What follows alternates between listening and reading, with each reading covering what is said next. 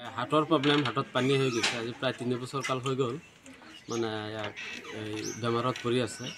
আমি অসমৰ ভিতৰত এনেকুৱা হস্পিটেল নাই যে নিবলগীয়া নাই, নিছোঁ।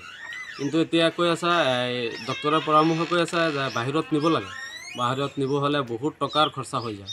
কিন্তু তাৰ যিখিনি মাটি বাৰী সা সামগ্ৰী আছিলে বেচা কিনা কৰি, কিন্তু আৰু এতিয়া নাই। এতিয়া খাবলগীয়াই নাই, ক'ত নিব? এতিয়া গুৱাহাটী GMCত আছে।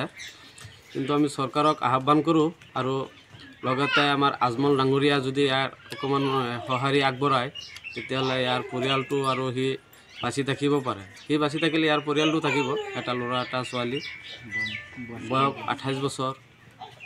আমি ৰাইজে, ওচৰ চুবুৰীয়া ৰাইজে যিখিনি সহায় কৰিব লাগে কৰিছোঁ। আজি 3 বছৰ কাল হৈ গ'ল। এতিয়া আমি অসমবাসী ৰাইজক অনুৰোধ কৰোঁ যাতে এই আব্দুল হাই ল'ৰাটোক মানে বচায়। ডক্টৰে কৈছে বাহিৰত নিলে চেষ্টা কৰিলে ই বাচি যাব পাৰে। কি বেমাৰ হৈছে? এইটো হাৰ্টত পানী আহি গৈছে, হাৰ্ট ব্লক হৈ গৈছে এতিয়া, আৰু কিডনিও মানে ডেমেজ হৈ আছে লাহে লাহে চিকিৎসাধীনত।